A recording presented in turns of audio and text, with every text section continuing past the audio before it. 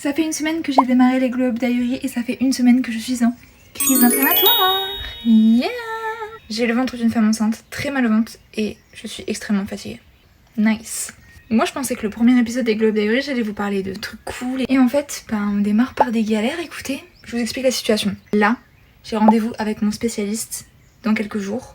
Donc il faut à tout prix que j'arrive à faire baisser un maximum l'inflammation de mon corps pour ne pas être sous cortisone. Traitement lourd et j'ai pas envie de ça pour cet été, surtout pas. Juste même, je pourrais même pas m'exposer au soleil, enfin vous voyez la galère. Je prenne les choses en main. Donc premièrement, je suis passée à l'alimentation anti-inflammatoire mais j'ai fait ça de manière extrêmement drastique, c'est-à-dire que j'ai coupé toute alimentation industrielle. Tout.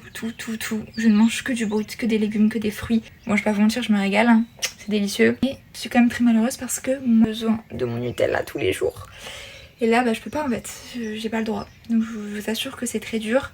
Chez moi, le Nutella, c'est une institution. Un pot de 800 grammes fait 3 jours. Pour l'instant, ça fait 48 heures que je fais ça. J'ai failli craquer qu'un soir, mais je l'ai pas fait.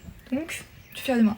Ensuite, le repos ma chérie, en fait. Je suis le genre de personne, j'arrive pas à prendre de repos parce que je culpabilise toujours. Je me dis qu'à la place de me reposer, je pourrais faire quelque chose de productif. Clairement, j'ai dû le mettre dans mon emploi du temps. Me reposer quoi, non mais la folle, ouais, la folle. 48 heures que je m'impose du repos et franchement en vrai je kiffe le concept. Je me couche tôt le soir, je dors beaucoup et c'est pas mal.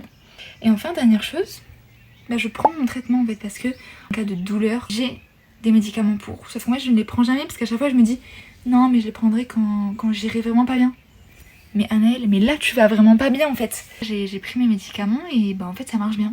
Je vous fais un update d'ici quelques temps pour vous dire si j'ai réussi à faire réduire mon inflammation. Toutes les girlies qui ont des maladies chroniques, si vous avez des tips pour faire réduire l'inflammation, je suis preneuse. Bref, bisous.